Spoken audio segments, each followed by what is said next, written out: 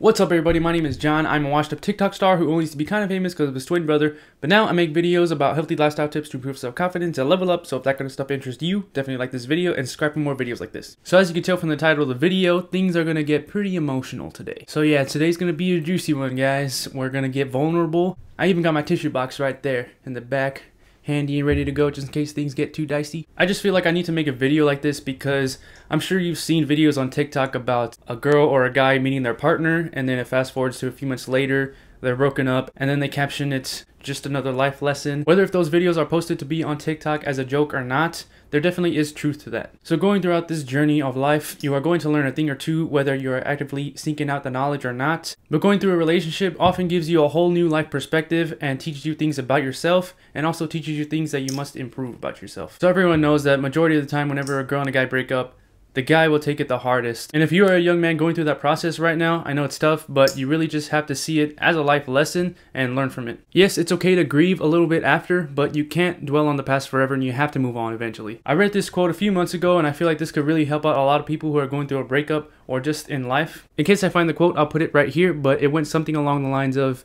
the universe never tells you no. It either says yes, not yet, or I have something even better planned for you. That quote was just so powerful because the universe does have a plan for you. It has a plan for everyone, but you have to have faith in it. People are put in and taken out of your life for a reason, so if you do anything to try and disturb that balance, you're only going to make things worse for yourself. I know it's tough, and I know it's hard whenever you go through a breakup, but you really do have to just take a moment to collect your thoughts and scrutinize, how did I get in this situation? Why is this happening, and how can I learn from this so that I won't go through this again? So yeah, going through a heartbreak is definitely going to teach you a lot of things, and that's definitely what I'm going to discuss in this video, so hopefully you guys can learn from my mistakes so that I can spare some of the heartbreak for you guys. And I definitely have a lot of notes on these topics, so you're going to want to stick around. So getting straight into it, the first thing I learned in my first relationship is to know your worth. So I'm not going to give the names of these girls out there, but let's just say her name is Danielle. So just to give a brief description about Danielle, she was the typical bad girl. We had met our junior year of high school, but already she was very jaded, promiscuous. She partied a lot, which of course also meant she drank and smoked frequently. She was so bad that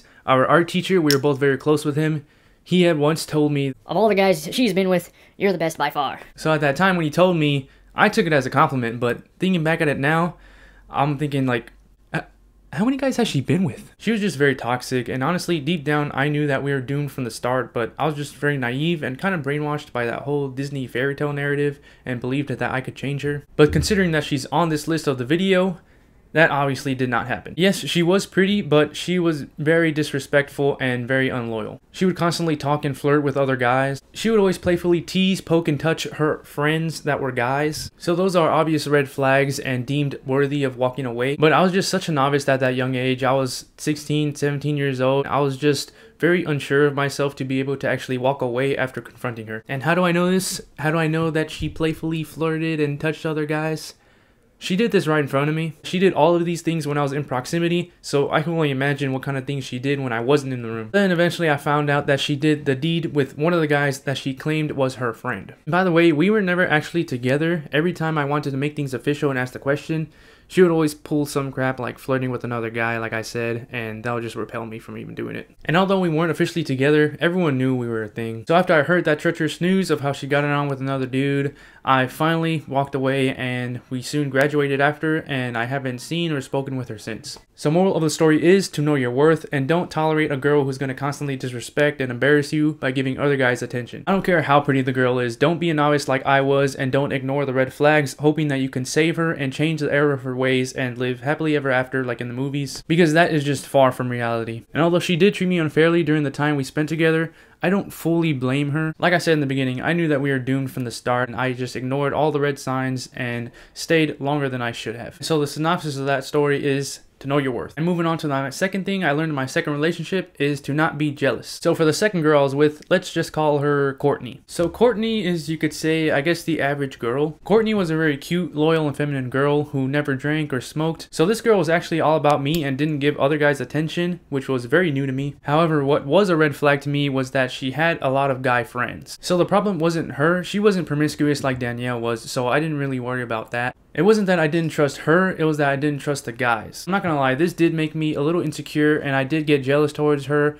and I'll be honest, I didn't handle it very well. So instead of confronting her about it and how it made me feel uncomfortable, I was instead kind of passive-aggressive about it towards her. So my jealousy was a catalyst to spark a bunch of arguments over the smallest things. And it's weird because before Courtney, I was never the jealous type, but in fact, my ex Danielle embedded this jealous trait in me. If you couldn't tell from my last story, Danielle was just the very toxic type of girl who would deliberately flirt with other guys in front of you so that you can go and confront that guy and be like, "Hey, you talking to my girl?" That's just how she got off. She just lived for chaos. Courtney, though, was the exact opposite and would actually get turned off by this jealous behavior. Eventually, we mutually decided to split, but I'll be honest, she initiated the breakup. So moral of this story is don't get jealous. So I'll just say that a little bit of jealousy is okay. You know, some people find it cute as long as it's in an obviously playful tone, but genuine jealousy that is toxic is obviously not okay. And at this age, I was 17, so this was literally just a few months after Danielle just took my heart and smashed it. So at that tender age, I was just going through the motions, roaming through life and not fulfilling my purpose, and that's what manifested my jealousy. This is why I'm such a big advocate on improving every single day and preaching it throughout all of my videos and all my social media, because self-improvement eradicates jealousy. There's really no need to be jealous if you are the best version of yourself, because once you are the best version of yourself, only then will a girl think twice about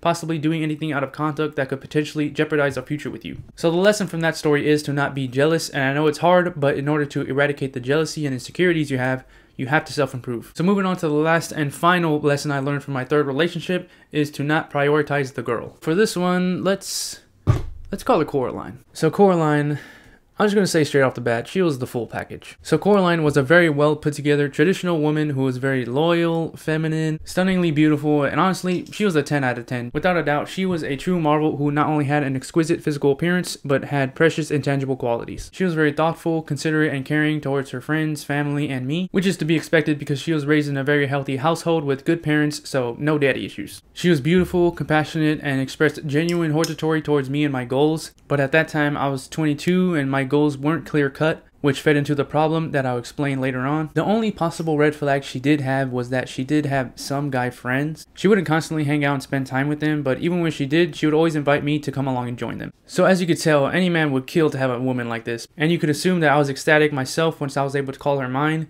but in fact, I was too ecstatic and I let it consume me. My infatuation towards her blinded me so much that I pulled the notebook on her. No, I didn't write her 365 letters, but I did write to her a couple times a month when we were dating. Don't get this twisted. I'm not saying don't do nice things for your girl. Obviously, you should express to your girl that she does mean something to you, but you shouldn't let it consume you. I had just put all of my focus and energy into her needs, prioritizing her, rather than putting myself first and building a future for me, which is also by extension building a future for her. A woman loves a man when he chases his goals. Women love a man with ambition because that induces security, which I was not able to provide, or at least give hope in providing in the future. She eventually broke up with me and gave me the classic "it's not you, it's me." As cliche as that is, she was telling some truth when she told me, because she was going through a tough time at that point. Life was hitting her all at once, and I'm sure that did play a role, but I realize now that incessantly prioritizing her needs over mine eroded that undying love she once had for me. I remember the day she broke up with me, she even asked me, "Who is John Escobedo?" And then I replied like a total simp, "A man who loves Coraline Greenberg." I was crying, by the way. And in that moment, I honestly didn't see anything wrong with that, but I understand now why that mindset was so damaging. The breakup kind of came out of nowhere, and I couldn't comprehend why she would do the unthinkable and break things off when I did everything for her. My mind was tormented for months after just trying to digest and wonder where things went wrong. You can't get over what you don't understand, and once I finally became aware and got that closure, I was finally able to move on. At that point, there's honestly no other choice but to move on and just learn from the mistakes of the past. Let the past make you better, not bitter. So lesson for that story is to not prioritize the girl. And I know that's hard to digest because that's just contradictory to all of the, like I said, Disney fairy tale narrative. In this day and age, you just can't be that infatuated man who throws rationale out the window and prioritizes the girl above all else. In the movies, yeah, it works, but in reality, no. Alright, so those were all the 3 things I learned from my last 3 relationships. To go over it one more time, the first one was to know your worth. The second one was to not be jealous, and the third was to not prioritize the girl. So I know this type of content isn't what I usually post on my channel. This was my first dating related video, so let me know if I should continue with this or not. And also let me know what you've learned in your last relationships, because I'd love to hear about it too. Well, that was all I had for this video. I hope you learned something of value today. I hope you learned something from my mistakes to better yourself. But until then, I will see you in the next one.